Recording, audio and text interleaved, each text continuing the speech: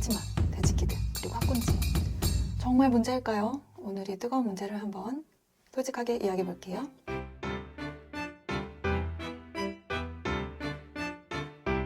요즘 한이슈즈에서 개그우먼 이수지 씨가 제이미 맘을 연기했죠. 와, 너무 잘하셨더라고요.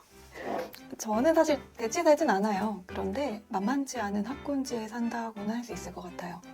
거기서 심리연구소를 이제 12년째 운영하고도 있고, 그리고 또 아이 엄마이기도 하고.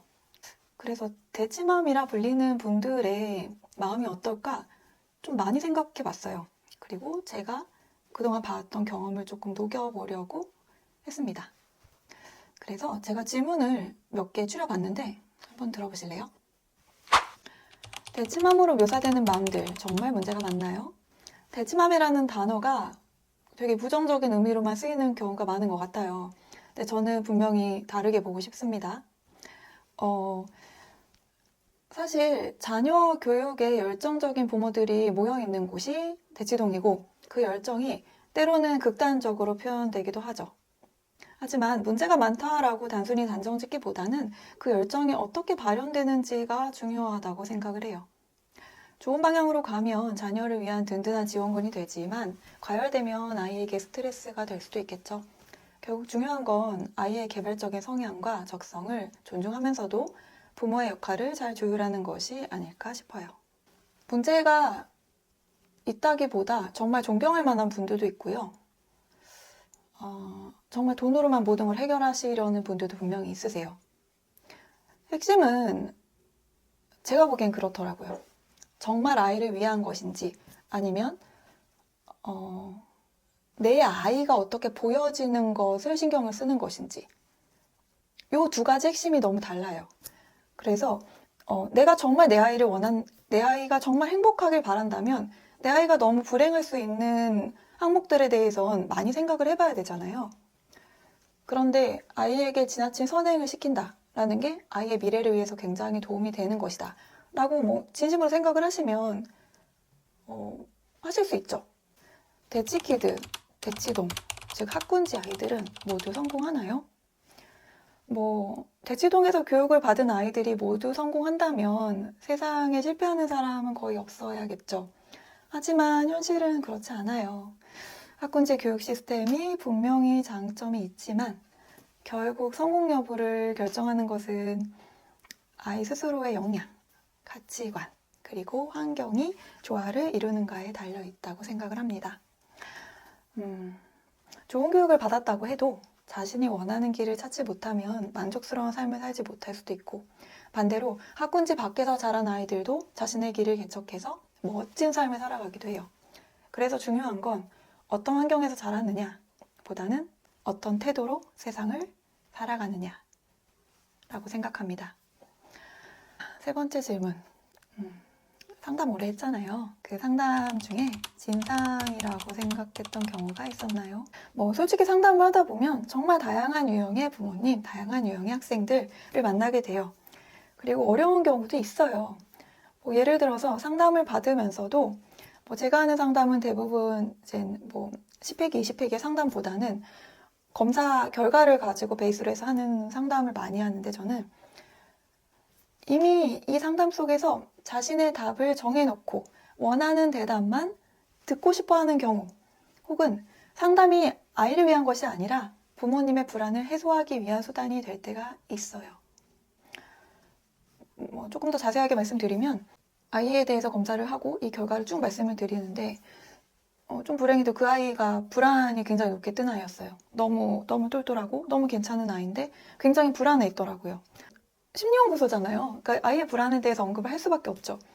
그런데 어머님의 반응은 쭉 들으시고 마지막, 자, 그래서 우리 아이는 땡땡 학원을 갈까요? 땡땡땡 학원을 갈까요? 이런 식이에요.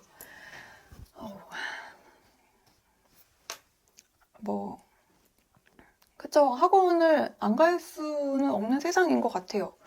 저는 초등학교 때 학원을 다니는 거 싫어했지만 지금은 학교에서 시험을 보는 것도 아니고 학원 다닐 필요가 있는 건 맞는데 아이가 너무 지쳐 있었거든요. 지쳤다는 얘기를 저는 1시간 내내 얘기를 했는데 어머님이 다 들으시고 자, 그래서 어느 학원을 보낼까요? 근데 그 학원이라는 게 조금 더 뭐 공부의 강도를 완화시키거나 숙제가 덜한 학원이 아니라 더 이제 경쟁이 심한 이제 뭐 누렁소 학원 이런 식으로 얘기할까요? 네, 그런 학원들을 딱 물으시더라고요. 속으로 사실 일단 첫 번째 되게 무너졌고 두 번째는 살짝 화가 났어요. 아이는 너무 힘들어하는데 그러면서도 엄마 행복하게 하기 위해서 버티는 게 너무 보였던 친구였고 그렇기 때문에 너무 그 나이나 뭐 요즘 세대에 비해서 성숙하고 고마운 친구였는데 엄마는 본인의 욕구를 채우는 듯한 느낌? 그건 좀 많이 속상했던 상담이었죠. 그리고 이제 또 하나는 뭐 듣고 싶은 얘기를 들으신다는 건 뭐 경계선진흥의 경우가 좀 그런 것 같아요. 저희 아이가 잘 못 따라갑니다. 뭐 이런 게 의뢰사항이에요. 뭐 그럴 수 있죠. 근데 아이가 못 따라가서 경계선 또는 ADHD라는 얘기 중에 하나를 들어야만 내가 얘한테 약을 먹이던 뭘 해줄 수 있으니까.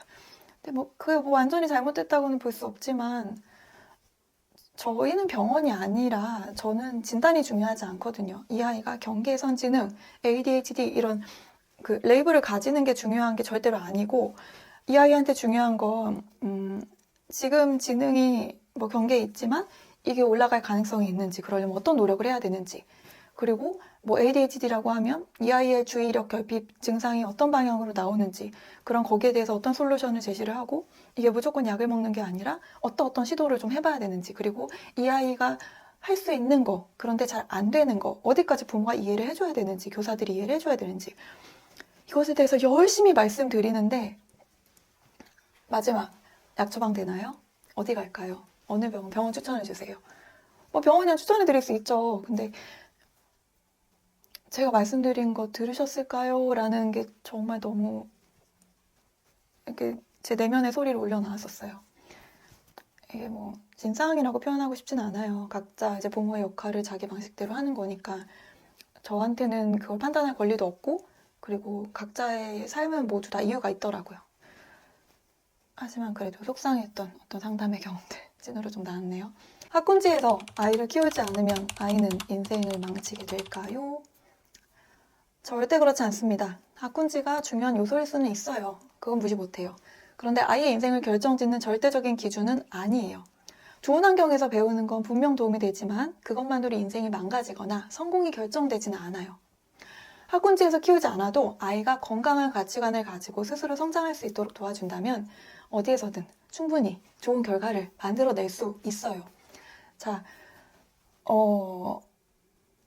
중요한 건 이제 어떤 환경에 있느냐가 아니라 그 환경에서 어떤 경험을 하고 어떻게 그걸 소화를 해내느냐라는 거예요. 오늘 이제 대치맘의 실제, 대치키드는 성공할까? 그리고 상담 중 겪었던 진상 사례, 그리고 학군지가 정말 필수일까? 이런 4가지를 알아보았는데요.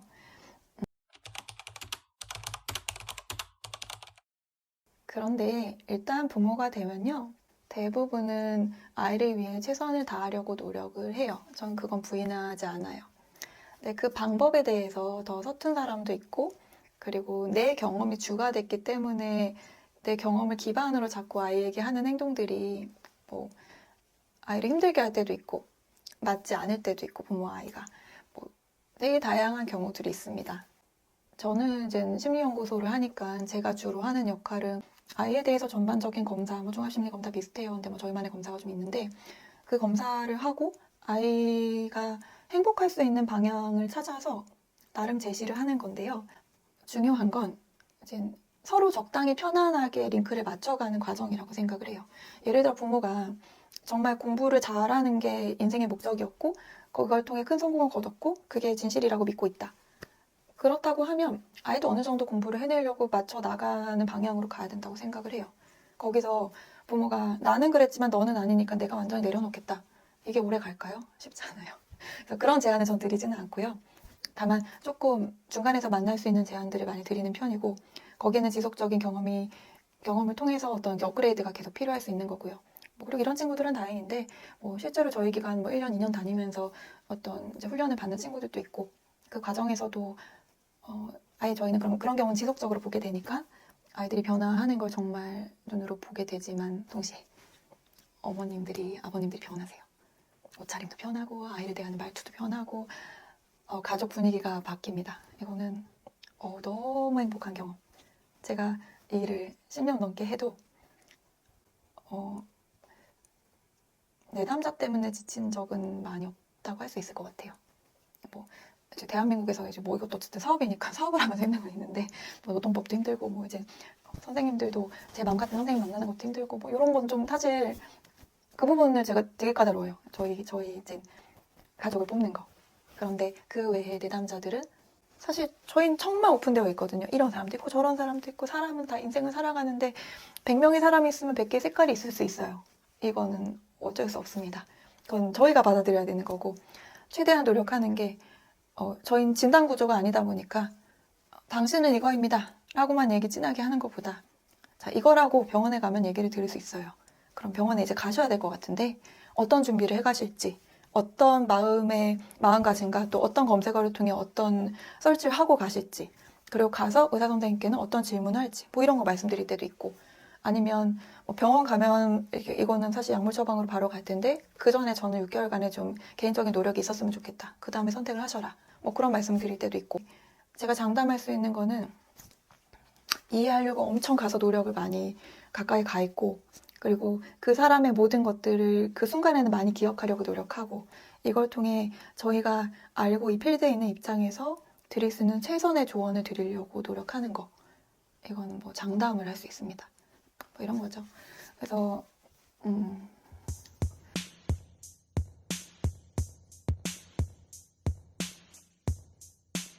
그래서 오늘 대치동 제이미맘 그 이수지 씨가 하셨던 대치동 제이미맘에 대한 얘기를 좀 해봤는데 저 되게 재밌게 봤거든요. 그리고 막 남편한테도 보내주고 주변에도 봤냐고 얘기할 정도로 공감도 많이 가고 그런 뭐 대치맘, 대치파파까지 나왔는데 그 분들 이 회상이 되는 부모님들도 사실 좀 꽤 있었고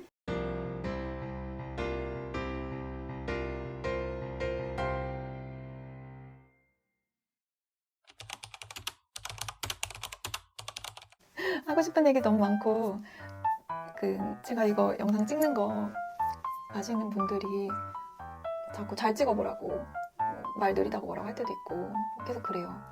근데 공통적으로는 그 얘기 하더라고요. 네 마음이 꼭 전달되도록 해봐. 내가 여태까지 10년 이상 해온 것들이 꼭 전달되도록 해봐. 그러려고 시작했잖아. 이런 얘기를 해주셔서 노력을 하는데 어렵네요. 저 SNS도 잘 안 하는 사람이라 이게 되게 어려워요. 그래도 열심히 노력하고 제가 아는 얘기들 많이 해보겠습니다. 자, 구독, 좋아요 해주시고 오늘도 좋은 하루 되세요. 감사합니다.